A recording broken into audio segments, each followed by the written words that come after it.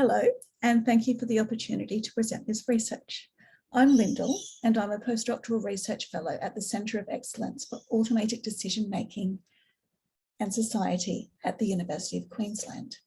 And I research technological changes in social services decision making and domestic violence. My co-researcher and co-presenter is Joanne Cotterill, who is chairperson of the Social Workers in Private Practice New South Wales Professional Practice Group and counsellor and director of Choose Your Future. Thanks, Lyndall. Today, Joanne and I will be presenting a research paper based on research that was conducted as part of my Masters of Social Work placement at Social Workers in Private Practice New South Wales with the University of New England. Joanne Cotterill was my task supervisor, Erica Russ was my field educator, and Elaine Nusk was my academic liaison. I thank all of these generous people for their guidance and support throughout the placement. I was very fortunate. I'd also like to thank all those who participated in the research for their generosity and expertise, as well as the Social Workers in Private Practice New South Wales Executive, who provided helpful scoping support early in the research, as well as support throughout. Joanne has the full report, so please contact her if you'd like a copy. Now, this research paper is titled Negotiating Neoliberalism, the Experiences, Concerns, Motivations and Hopes of Social Workers in Private Practice. Neoliberal ideas and management practices have been a fixture in the social sector for decades. The effect of resource constraints, efficiency drives and managerialist approaches on vulnerable people's access to services has been well documented. One effect of this process is the increasing numbers of social workers leaving the government and community sector to pursue private practice, as well as clients accessing their services as private clients or through subsidised pathways like Medicare. This paper reports on a series of 6 focus groups with a total of 24 participants, conducted with privately practicing social workers about their motivations, experiences, and hopes for their social work practice. It demonstrates that in contrast to mainstream attitudes, social work and private practice are not opposites. Rather, social workers who move into private practice do so to provide more flexible and client-focused services than they could in the government or community sectors, which is in alignment with social work ethics and values. However, they find that private practice does not provide an escape from neoliberal economic realities, but is in reality a further negotiation with neoliberalism from within social work ethics and values. Today, I'll be talking about some of the background of this project, then outlining the method. Then Joanne will we'll discuss findings under 3 main headings. Oh, I got that wrong. I'll be doing motivations, and then Joanne will be discussing the challenges experienced by social workers in private practice, as well as their hopes for the future, and concluding the presentation. Now, social workers have been moving into private practice in increasing numbers over recent decades. Currently, there are almost 2,000 practicing private social workers members of the AASW. And this was according to the 2019 annual report, so it's probably an underestimate. But despite the influx of social workers into private practice, much of the literature on private practice in social work focuses on criticising social workers' motivations for entering private practice and the nature of their practice. Motorin in 2016 even described private practice in social work as, I quote, a dirty little secret. There are long-standing debates in the discipline about whether private practice in social work is incongruent with social work ethics and social justice and equity. In a survey conducted by Green in 2007, 42% of deans of social work schools felt that private practice was not in alignment with social work ethics and values. However, other scholars accept private practice as part of mainstream social work. For example, Brawner discusses private practice as a natural professional progression for many social workers, which can be deeply congruent with the values of the profession. The reality may be that social workers in private practice are motivated to leave more traditional public and community sectors due to frustrations about pressures in these sectors, which limit the capacity to ascribe to social work ethics and values. They may be seeing more autonomy and seeking more autonomy to work with clients rather than be constrained by resource-stressed agencies under neoliberal frugality. However, little research has asked social workers themselves about their motivations for moving into private practice, their experiences in private practice, and their hopes for the future of private practice in Australia.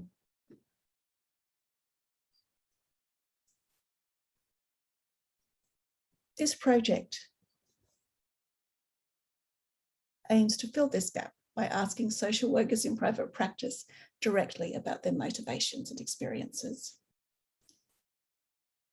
And it was completed, as I mentioned before, in partnership with Social Workers in Private Practice New South Wales as a Masters of Social Work Placement Research project with the University of New England. And this project used 6 interactive online focus groups with a total of 24 participants to understand privately practicing social workers' experiences, motivations, and hopes. All participants were AASW eligible social workers who are currently in private practice, had worked in private practice in the past, or were planning to enter private practice in the near future. The focus groups were recorded and transcripts analysed according to the thematic categories that were derived both through the literature and also through the focus group themselves. And the focus groups were conducted between September last year and January this year.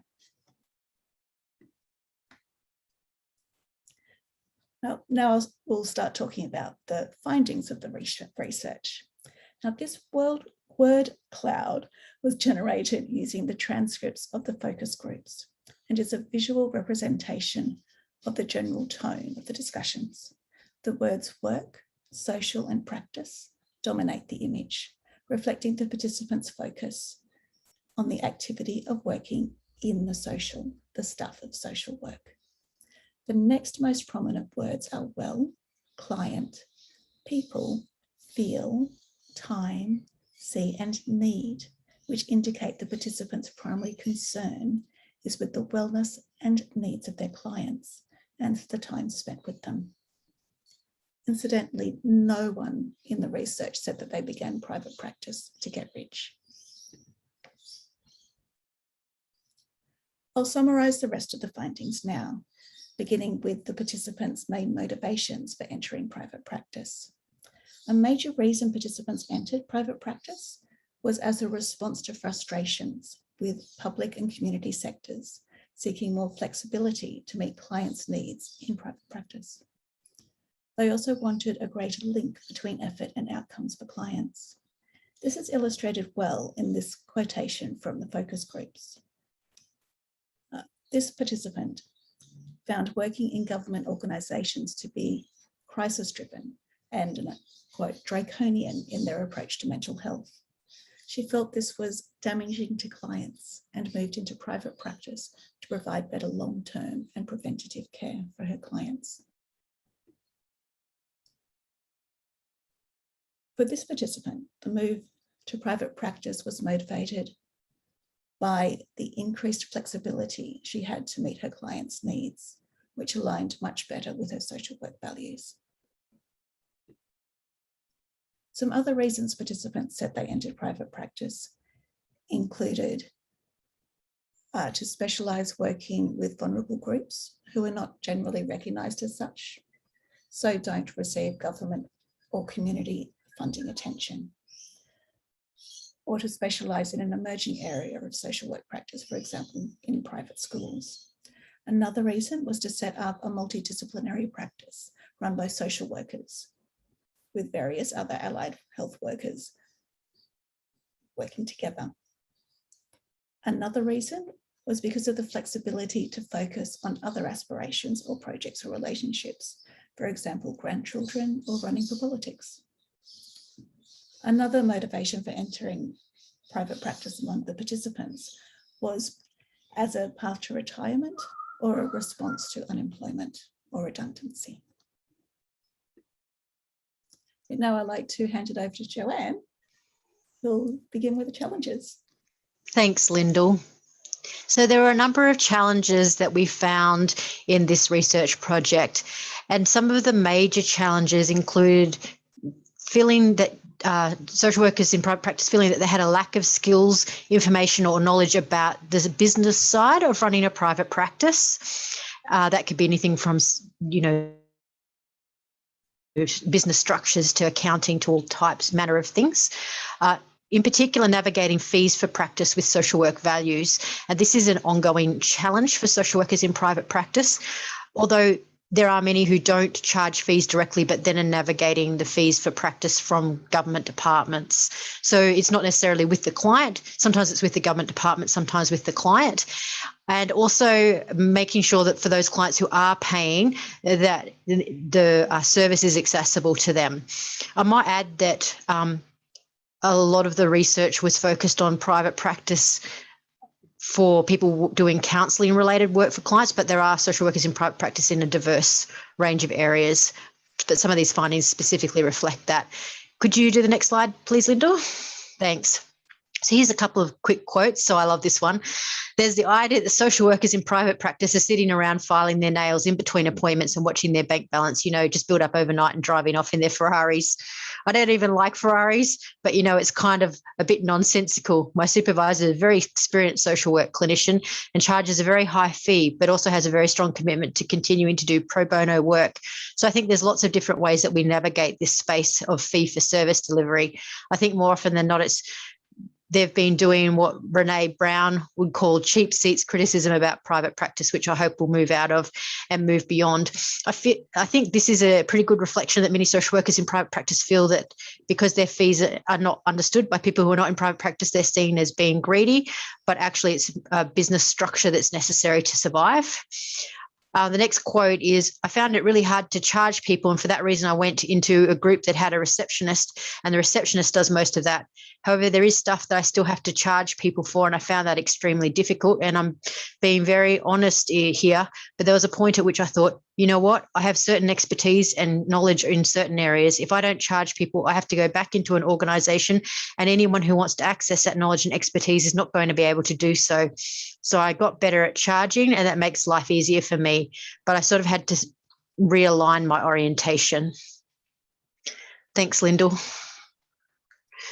So here's some more examples of the findings. One was that private practitioners feel more vulnerable to legal and insurance issues. The next finding was that private practitioners are expressing the need for more AASW support, especially on legal and ethical issues, insurance coverage, and lobbying for better working conditions for private practitioners for their benefit and for the benefit of their clients. And the final one was confusion in the community among clients between social work and other professions. So here's some quotes that demonstrate that. So the first one says, so you think you're shielded. I think you're a little bit shielded if you're working for an organisation or in the government, but as a practitioner in private practice, you're open slather. Or another quote, I guess that's also part of working on your own in a private practice, and you think, okay, if something goes really wrong here, who's going to protect me? If something goes wrong, like when you work in a health department, there's going to be other staff around. And yeah, in private practice, there's no guarantee of that. In other words, someone being around to protect the practitioner. Thanks, Lyndall. So here's some more findings that we had in terms of challenges. Most practitioners noted that they had a very high workload. There were also specifically noted concerns in regional and rural areas around safety, especially for lone practitioners. And there were also findings around the cost and availability of appropriate professional development for private practice. In other words, either finding an appropriate time to attend the training or being able to afford the training when they're covering the costs themselves, including the loss of income to attend. Thanks, Lyndall. So here's some quotes that demonstrate that. The first one is, there's an extra layer to being in rural. I think you mean rural and remote communities, around your safety and your family's safety and your privacy. And I struggle to manage that. Or the other quote is, women who are experiencing domestic violence and their partners are threatening to kill them. So every so often I kind of leave the office going, oh, am I going to be part of that equation? And what do I need to do? That thread out there that you hold. Thanks, Lyndall. In terms of hopes, there were also hopes, not just concerns. One hope for the future was finding better remuneration for casework. I think social workers generally are quite different to, for example, psychologists on this front, that they recognise that making practical differences in their clients' lives actually can help their mental health and well-being in a way that I don't feel that psychologists necessarily see themselves responsible to take action for. But unfortunately, there's often not good remuneration for casework. Specialist mentorship when entering private practice. More support from professional organisations. So in Australia, that would be the AASW, but I realise that we're presenting across different nations, so it's good to think about who your professional organisation is.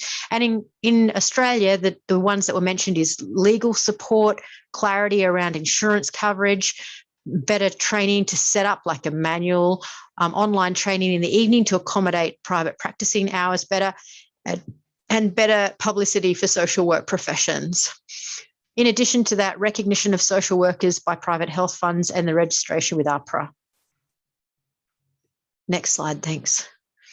So in conclusion, neoliberalism pushes social workers into private practice. They go there because they want to provide more flexible and client-focused services than they could in government and community sectors, and they want to do this in alignment with their social work ethics and values.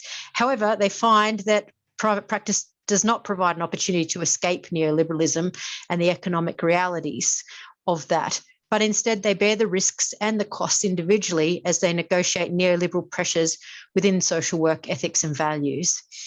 And support from their representative bodies can help to mitigate these pressures.